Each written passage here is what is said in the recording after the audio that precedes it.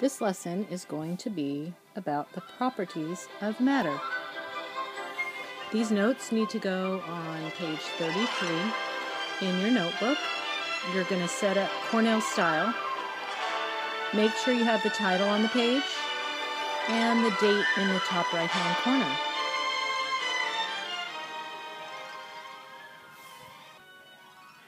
The first thing we're going to talk about is physical properties of matter. Later we're also going to be talking about chemical properties of matter, but we're going to start with physical properties. And we have a definition here. They are properties that can be determined without changing the identity of the substance. Okay, so here is your definition. Physical properties are properties that can be determined without changing the identity of the substance.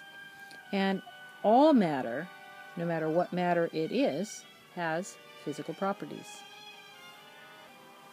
So what are we talking about here with physical properties? Here are some examples of some physical properties. So we're talking about any kind of matter, solid, liquid, gas, whatever you're talking about.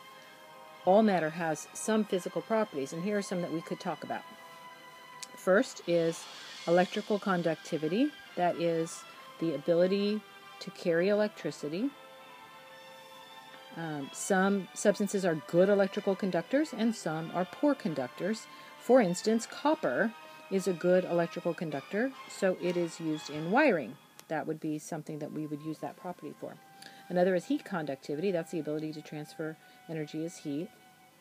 Aluminum's a good heat conductor, so we use it to make pots and pans. Now, I hope you're not writing all of this down because you don't need all of this, but you might want to write down a couple of these. We are going to talk more about electrical conductivity later, and we're definitely spending a lot of time talking about density later.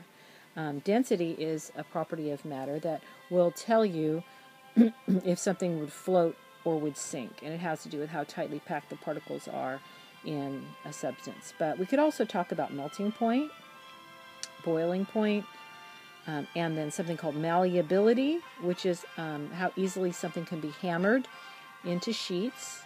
And ductility is how easily something can be drawn out into a thin wire. There are other examples: the color of an object or a substance, how shiny it is, if it's hard or if it's kind of soft and squishy, and whether or not it is magnetic. These are all examples of physical properties. Probably want to write down at least a couple of these, maybe electrical conductivity and density if you're only writing two. Now here's a specific example. We could talk about the substance sodium. Sodium is an element on the periodic table, and we could talk about its properties. It's soft, it has a silvery color, it's shiny, okay, it looks like that, and it's a metal. It has a low melting point. In fact, if you put sodium in your hand, it would melt in your hand. Even though it's a metal, it is so soft and has such a low melting point, it would melt in your hand just like an M&M. And it has a low density, which means it would float in water.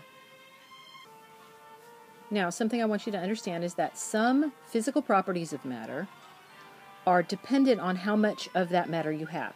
They are called size-dependent properties. So depending on how much you have, this property might change.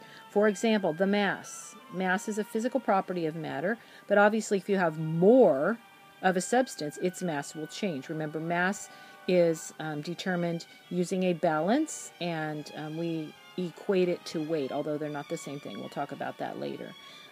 But it's similar to weight, and remember, it's measured in grams. Another example is volume. If you have more of something, you're going to have a greater volume. So it is size dependent, depends on how much you have. And volume is measured with a graduated cylinder, and it's measured in milliliters. Now, just like there are size-dependent properties, there are size-independent properties. And what these physical properties are they are properties that do not depend on how much you have of a substance. So you could have a lot of it or a little bit of it, and it's not going to change. This property will always stay the same. For instance, the melting point. No matter how much ice you have, it will all melt at 32 degrees Fahrenheit or 0 degrees Celsius. Doesn't matter how much you have, it's all going to melt at the same temperature. Same with boiling point. And then density, we're going to talk more about density later, but density is something that doesn't change no matter how much you have of it. Other things like color and electrical conductivity are size independent. Now, the other type of property that all matter also has chemical properties. This is the reactivity of a substance. It's the way a substance might change or react to form other substances. Some elements and compounds have a tendency to react and some don't. And so this is a property of that kind of matter. Now, the only way to determine a chemical property is through a chemical reaction, and after that reaction, the substance isn't the same substance anymore. It has completely changed into something else, and you don't have it anymore. It's gone. It's changed into something else. Now, some examples of chemical properties of substances, whether or not it reacts with water. Some substances actually react with water, some don't. Some substances react in oxygen, with oxygen. For instance, iron reacts with oxygen and it forms rust. pH is another.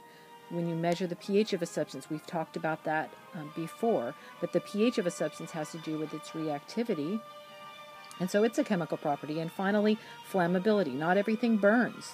I know some of you probably are out there and you like to play with fire a little bit, which is not safe. You shouldn't be doing that you shouldn't ever be playing with fire. But I know some of you probably are aware of what kinds of things burn and how some things don't burn. Here's one specific example, again, back to the element sodium that we talked about before with such a low melting point. Sodium's chemical properties are that it reacts with water. In fact, it reacts so violently, it's really not safe to have around. It explodes with water, and I think we've talked about that before.